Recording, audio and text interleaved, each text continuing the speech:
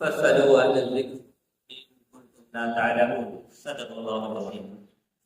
اللهم صل على سيدنا محمد وعلى آل سيدنا محمد وبارك وسلم. جزا الله تعالى عنا محمد ما أعطاه. اللهم صل على محمد في عمل كلامنا. اللهم صل على محمد في عمل كلامنا. اللهم صل على محمد في عمل كلامنا. سب سے پہلا سوال بہت سارے ساتھی آج کل پوچھتے ہیں فرض نماز کے بعد دعا. لیکن فرض نماز کے بعد دعا نبی کریم صلی اللہ علیہ وسلم کے ارشاد گرامی ہے کہ جو مقبول گھڑیاں اوقات میں سے سب سے بہترین مقبول وقت ہے دعا کی قبولیت کا. قبولیت کے بہت سارے جگہ ہیں، اوقات ہیں، مقامات ہیں. ان میں سب سے بہترین وقت قبولیت کا فرض نماز کے بعد ہوا. اور یہ نبی کے وسلم کے ارشاد کرام بہترین وقت جس میں سب سے زیادہ دعا قبول ہوتی ہے وہ فرض نماز کے بعد دعا ہے. اور پھر نبی کریم صلی اللہ علیہ وسلم سے زندگی بھر کبھی بھی ایسا نہیں ہے کہ دعا آپ نے نہ کی. دعا نہ کرنا زندگی بھر میں ثابت ہے. جو نبی کریم صلی اللہ علیہ وسلم فرماتے ہیں بہترین وقت فرض نماز کے بعد وہ آپ چھوڑ نہیں سکتے، ممکن نہیں. اور ویسے بھی چھوڑنا ثابت نہیں ہے. اور یہ بھی ہے کہ نبی کریم صلی اللہ علیہ وسلم نماز کے بعد سلام کے بعد مقتدی مصلی نمازی کی طرف چہرے انور کر لیتے تھے. یہ تینوں چیزیں مستند ثابت ہیں. اب جو خود یہ ارشاد فرمائے کہ بہترین وقت نماز کے بعد کیا ہے، یعنی فرض نماز کے بعد، وہ دعا کیسے چھوڑیں گے؟ آپ صلی اللہ علیہ وسلم نے جس چیز کا حکم دیا اس پر عمل کیا. ہمارے لوگوں کی طرح نہیں ہے کہ ہمارے قول و فعل میں تضاد ہے، ہمارے معاشرے میں تضاد ہے، لیکن نبی سے تو یہ ممکن ہی نہیں ہے نا. لفظ ناممکن ان کی لغت میں ہوتا نہیں ہے. یہ ممکن نہیں ہے کہ آپ صلی اللہ علیہ وسلم اس چیز کے بارے میں ارشاد فرما رہی ہوں کہ سب سے بہترین وقت پہ آپ خود عمل نہ کریے. ممکن تو آپ نے بہترین وقت بھی نماز فرض نماز کے بعد ارشاد فرمایا. اور دعا نہ کرنا بھی زندگی بھر ثابت نہیں کہ آپ نے کبھی چھوڑا.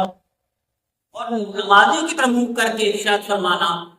اور پھر صحابہ کرام کا کئی روایت ہے کہ آپ صلی اللہ علیہ وسلم نے فرض نماز کے بعد یہ دعا کی. دعائیں ہیں فرض نماز کے بعد بعض مساجد میں بورڈ لگا ہوا فرض نماز کے بعد یہ دعا یہ دعا یہ دعا یہ دعا. صحابہ نے سنی تبھی ہندو تھے. اس کا مطلب یہ 4 مستند روایتیں ہیں. اور اس کے باوجود ہمارے وہ احباب جو دعا کے کہے سلام پھرتے اٹھ کر چلے جاتے ہیں. ظلم دیکھیں کہ صرف تھوڑا سا فقہی اختلاف بنیاد پر اس عمل کو بھی چھوڑ دیتے ہیں تاکہ کوئی تغیر دیتے ہیں کہ نماز میں دعا ہی نہ ہو. یہ ایک قسم کا ہمارے معاشرے کو خیر سے معروف کرنا ہے، بھلائی سے معروف کرنا ہے. ٹائم کے لوگ ایسے کرے تھے ڈبل سوچ. دیکھیں ہمارے معاشرے میں کیا ہو رہا ہے.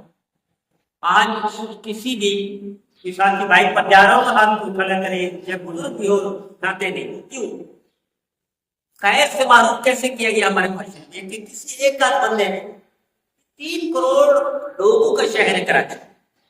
کسی ایک بندے کے ساتھ کسی نے اس کو لفٹ دی، بائک پر بٹھایا، اس نے مارکیٹ نکال دیا، لوٹ لیا. ایک واقعہ ہوا ہوگا، ایک واقعہ، اور پورا شہر فلٹ ہو گیا. کوئی کسی کے ساتھ خیر کرنے کے لیے، بھلائی کرنے کے لیے، احسان کرنے کے لیے، اچھائی کرنے کے لیے تیار ہو.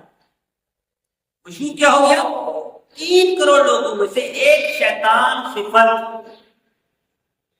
بدبخت نے، بد کردار نے اپنے محسن کے ساتھ احسان فراموشی کی. جس نے اس کو بائک پر لیفٹ دی، اٹھایا، احسان کر اس پر ریوالور ڈال دیا. ایک بندے کی غلطی کی وجہ سے 3 کروڑ لوگ انسانیت سے، بھلائی سے، نیکی سے محروم ہو گئے. ہمارے معاشرے کو نیکی سے ایسے ہٹایا جا رہا ہے، محروم کیا جا رہا ہے. فکرہ گاڑی میں کوئی اکیلا ہے 2-3 بندے بٹھا سکتے ہیں کہ ٹیپ پہ، لیکن نہیں بٹھاتا. کیوں؟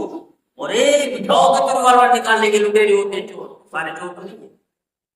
کیا کراچی شہر میں سارے چور ہیں؟ ہر روڈ پر ہر اسٹاپ پر چور کھڑے ہوئے، ڈاکو کھڑے ہوئے. نہیں، ایسا ہے. ایک آدھ جو واقعہ ہوا ہے اس کی بنیاد پر لوگ ان کو انسانیت سے ہٹا رہے، بھلائی سے ہٹا رہے، خیر خیری سے ہٹا رہے، نیکی سے ہٹا رہے.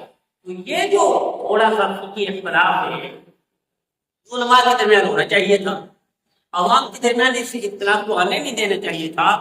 فرض نماز کے بعد اجتماعی دعا ثابت نہیں ہے تو کیا آپ کو دعا نہیں کریں گے؟ دعا سے بھی محروم کر دیں گے، اس عمل سے بھی ہٹا دیں گے، خیر کے کام سے بھی ہٹا دیں گے. اسے خلاف یہ افسوسناک رویہ دیکھنے میں آ رہا ہے. تو ہمیں چاہیے ہم اعتدال اور راستہ اختیار کریں کہ نبی کریم صلی اللہ علیہ وسلم کے فرمان پر عمل کریں. حضور نے زندگی بھر نماز کے بعد دعا کو چھوڑا نہ. یہ اور بات ہے کہ ہمارا یہ جو طریقہ ہے ہمارے معاشرے میں ایک دعا کرے باقی آمین کہے، اس طرح صحابہ سے ثابت نہیں ہے کہ اگر امام کہتا ہے دعا تو پیچھے مقتدی بھی دعا کر سکتے ہیں. صرف آمین کہنا ضروری نہیں ہے، مقتدی بھی دعا بھی کر سکتے ہیں، ساتھ آمین بھی کہہ سکتے ہیں. ہمارے یہاں بھی تھوڑی سی غلطی ہے اور یہ چیزیں جو ثابت نہیں ہم اسی کو زور دے رہے ہیں. تو جتنا ثابت ہے اس پر عمل کرے یہی سنت ہے، یہی کردار، یہی عمل ہے، یہی نیکی ہے، یہی بھلا ہے. دیکھیں نا فرض نماز 2 ہے، صبح کے 3 شروع کر دیں بھولو گا نہیں ہو. مغرب کے 3 ہیں ہم 4 شروع کر دیں، 3 رفع کر لیں ہوگا نہیں. جمعہ کے 2 فرض ہم 3 کر لیں ہوگا نہیں. نبی کریم صلی اللہ علیہ وسلم سے جتنا ثابت ہے اتنا کرنا چاہیے. صحابہ کرام دیکھیں کیسے عمل کرتے تھے. نبی کریم صلی اللہ علیہ وسلم سے ایک صحابی کی قبر پر ٹہنی ڈالنا، ٹہنی ڈالی آپ نے یعنی کسی درخت سے شام کاٹی، ٹہنی کاٹی اور قبر پر ڈال دی. نبی ہے، نبی کو بات رہی بتا دیا جاتا ہے. صحابہ میں 1.25 صحابہ میں سے ایک صحابی نے عمل کیا ہے. صحابہ بالکل جیسے نبی کی منشا ہوتی تھی ایسے کردار، ایسے عمل کرتے، ایسے سنت پر چلتے. تو جتنا ثابت ہے نبی صلی اللہ علیہ وسلم سے اتنا عمل کرنا چاہیے. تو یہ جو اختلاف ہے ہمارے معاشرے میں، یہ افسوسناک رویہ ہمارے ابتدا ٹائپ کے لوگ بھی کرتے کہ خیر سے بھی معلوم کر دیتے ہیں، نیکی سے بھی. لیکن دعا کیا ہے؟ حضور صلی اللہ علیہ وسلم نے دعا هو العبادہ، دعا هو العبادہ.